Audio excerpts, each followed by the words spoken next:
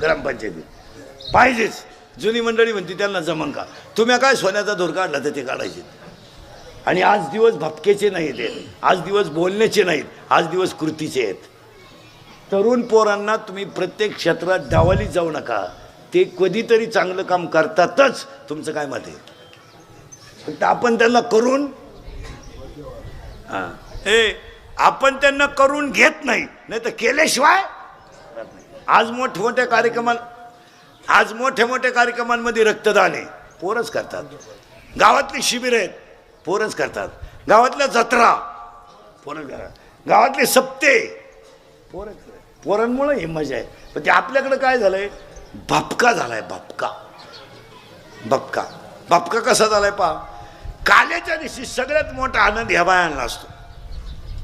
शेतकऱ्याच्या बाईला लय आनंद काला म्हणल्यावर 5लाच उठती.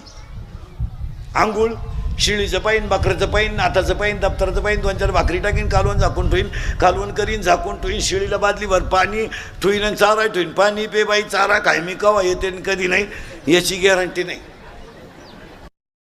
पण लगेच तुळस बिळस घेऊन 7:30ला गावात हजर. पण तिचे कोणी दखल नाही घेत. सरपंचाची बायको सगळ्यात उशिरा आली, सभापतीची त्याच्यानंतर आली, खाऊन पिऊन आली, आणि त्यांचीच फुगडी झाली दोघींची. पेपरला त्यांचीच बातमी आली. आवाजात